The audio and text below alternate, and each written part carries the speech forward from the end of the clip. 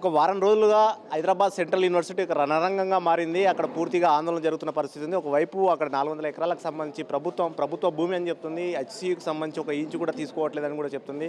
మరోవైపు హెచ్‌సీయూ మాత్రం అక్కడ భూమికి సంబంధించి పూర్తిగా తమ్మదే అంటూ కూడా విద్యార్థులు అయితే ఆందోళన చేస్తున్నారు. దీనికి సంబంధించి ప్రతిపక్షాలు కూడా ఆందోళన చేస్తున్న పరిస్థితి. దీనికి సంబంధించి హెచ్‌సీయూ మాజీ విద్యార్థిగా కోదండరామ్ గారు ఉన్నారు. ఎమ్మెల్సీ కోదండరామ్ గారితో మనం మాట్లాడదాం. సార్ చెప్పండి, మీరు హెచ్‌సీయూ మాజీ విద్యార్థి కూడా అక్కడ పూర్తి స్థాయిలో పెద్ద ఎత్తున ఆందోళన జరుగుతున్నాయి. దానికి సంబంధించిన భూమి వివాదం విషయంలో ప్రభుత్వం మాత్రం ఒకటి అంశం తెరపైకి తీసుకొస్తుంది. ప్రతిపక్షాలుగా బీఆర్ఎస్ కానీ బీజేపీ కానీ మరో అంశాన్ని తెరపైకి తీసుకొస్తున్నాయి. ఈ విషయంలో ఒక మాజీ విద్యార్థిగా, ఒక రాజకీయ నేతగా, ఎమ్మెల్సీగా మీరేం చెప్తారు? ఇప్పుడు అక్కడ మొట్టమొదట ఆ విద్యార్థులు చేస్తున్న ఆందోళనకు మద్దతు తెలియజేస్తూ, ఎట్టి పరిస్థితుల్లో విద్యార్థుల ఆందోళనలకు అణచివేత అనేది పరిష్కారం కాదు. అరెస్టులు కానీ, లాఠీ చార్జీలు కానీ వాటిని మేము తీవ్రంగా ఖండిస్తున్నాం. ఆ విద్యార్థుల మీద పెట్టిన కేసులు కూడా ఉపసంహరించుకోవాలని సందర్భంగా మేము కోరుతున్నాం. వాళ్లకు ఏ సమస్యలు లేవనెత్తినా చర్చల ద్వారా పరిష్కరించాలని చెప్పి మేము ప్రభుత్వానికి ఈ సందర్భంగా విజ్ఞప్తి చేస్తున్నాం. కానీ ఆ భూమికి సంబంధించి ఆ 400 ఎకరాలు హెచ్‌సీయూది అని చెప్పి హెచ్‌సీయూకి సంబంధించిన వాళ్ళు కానీ, ప్రతిపక్షాలు కానీ, ప్రభుత్వం మాత్రం అది కాదు, 2004లోనే దీన్ని ప్రైవేట్ వ్యక్తులకు ఇచ్చారు, మేము కోర్టు ద్వారా ఈ కేసు వేసి దీన్ని సాధించుకున్నాం, గతంలోనే దీనికి రిజిస్టార్ కూడా సంతకం పెట్టారని చెప్పేసి ప్రభుత్వం చెప్తుంది. ఇప్పుడు ఇందులో విషయం ఏంటంటే, యాజమాన్యపు హక్కులు ఎవరివన్నది ముఖ్యమా, పర్యావరణ పరిరక్షణ కీలకమా అనేదే ప్రశ్న. దీంట్లో పర్యావరణ పరిరక్షణ, యాజమాన్య హక్కుల వివాదము అనే వాటిని వేరు చేసి చూడటం చాలా చాలా కీలకం. వేరు చేసి చూడగలిగితే పరిష్కారం దొరుకుతుంది. ఇంతకు మించి కోర్టు ముందు ఇది వివాదం నడుస్తున్నప్పుడు మనం ఎక్కువగా మాట్లాడటం కూడా సమంజసం కాదు.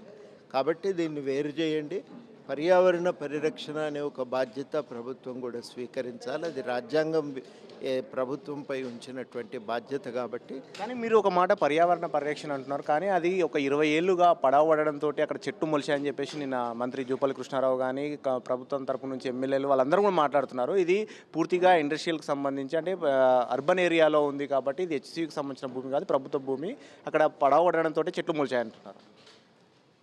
పడావు ఎందుకు మొలిచినాయి అనేది ఇప్పుడు ప్రశ్న కాదు కదా.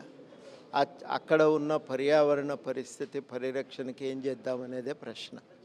ఏం చేద్దామనే దాని విషయంలోనే నేను చెప్పేది, మాట్లాడుకోవటానికి ప్రయత్నం అంటూ జరిగితే దానికి పరిష్కారం దొరుకుతుంది. అందుకని ఈ రెండు వేరు చేద్దాం.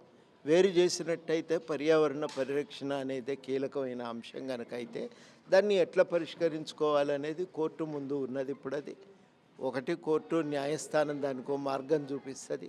అదేవిధంగా ప్రభుత్వం కూడా అవసరమైతే పర్యావరణవేత్తలను పిలిచి అట్లాంటి నిపుణులతో కూడా మాట్లాడి చర్చ చేసి పరిరక్షణకి ఏం చేస్తే బాగుంటుంది అనే విషయం పైన వాళ్ళు కూడా ఒక నిర్ణయానికి రావాల్సిన అవసరం ఉంటుంది. ఇది ఒక విషయం సార్, ఇక్కడ మీరు ఒక హెచ్‌సీయూ మాజీ విద్యార్థి కూడా అక్కడ దానికి సంబంధించి కూడా, కానీ ఒక 10 సంవత్సరాల నుంచి హెచ్‌సీయూ ఎందుకు ఈ విషయంలో పట్టించుకోలేదు, కోర్టులో కనీసం అఫిడవిట్ కానీ వేయలేదు, రాలేదు, ప్రభుత్వమే వాదించి గెలిపించుకున్నది కదా అని చెప్పేసి ప్రభుత్వ వాదన. ఇప్పుడు దాన్ని ఎవరి బాధ్యతలు ఇవన్నీ మాట్లాడితే ఒడుస్తుందా? ఇవాళ అంతా చర్చ చేసినా అది తేలేది కాదు. ఏ కారణం చేత జరిగినా కానీ హెచ్‌సీయూ భూములపైన ఆ యూనివర్సిటీకి స్పష్టమైన యాజమాన్య హక్కులు అనేవి ఇప్పటికీ కూడా లేవు. ఆ యాజమాన్య హక్కులు లేవు, వాడుకపు హక్కులే ఉన్నాయి, కానీ యాజమాన్య హక్కులు అనేవి రాలేదు.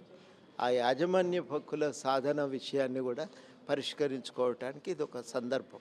కాబట్టి వీటిని విడివిడిగా కాకుండా జాగ్రత్తగా ఒకదాన్ని కలగాపులుగా చేయకుండా జాగ్రత్తగా చర్చ చేస్తే ఒక పరిష్కారం దొరుకుతుంది. ఇప్పుడు ఆ భూముల్లో ఈ చర్చకు ఒక ప్రయత్నం చేస్తున్నాం కాబట్టి ఇక అన్ని విడమర్చి చెప్పటం మొదలు పెడితే ఇది మేం చేసే పని కూడా మేము చేయరాని పరిస్థితి వస్తుంది. సరే, ఈ విషయానికి సంబంధించి ప్రభుత్వం మాత్రం ఒకటి అంశాన్ని తెరపైకి తీసుకొస్తుంది. ఇది పరిశ్రమ వాడలకు కేటాయించి ఇప్పటికే హైటెక్ సిటీ దగ్గరగా ఉంది కాబట్టి రాష్ట్ర అభివృద్ధికి తోడ్పాటును అందిస్తామని చెప్పేసి ప్రభుత్వం అంటుంది. మరోవైపు ప్రతిపక్షం బీఆర్ఎస్ ముఖ్యంగా కాసేపటి క్రితమే కేటీఆర్ కూడా మాట్లాడుతూ, ఇది ఎవరు తీసుకున్నా కానీ ఖచ్చితంగా మళ్ళీ మేము తీసుకొని దీన్ని ఎకో పార్క్ చేస్తాము, ఎవరు తీసుకున్నా కూడా ఇబ్బందులకు గురి కావాల్సి వస్తుందని చెప్పేసి ఆయన హెచ్చరిస్తున్నారు. ఇక ప్రస్తుతానికైతే ఆ చెప్పే మాటలు అనేవి ఒక కళ ఉంది వాళ్ళకు, మేము మళ్ళీ వస్తాము అని. మరి ఆ కళలో నిలబడి వాళ్ళు మాట్లాడుతున్న దానిపైన వ్యాఖ్యానించమంటే ఏం వ్యాఖ్యానిస్తాం, దానిపైన వ్యాఖ్యానించటం అనేది కుదరదు. అది వాస్తవికమైన అంశాల మీద ఏమైనా మాట్లాడితే ఉపయోగకరంగా ఉంటుంది. కాబట్టి వాటిని పక్కన పెట్టి మాట్లాడుకుందాం.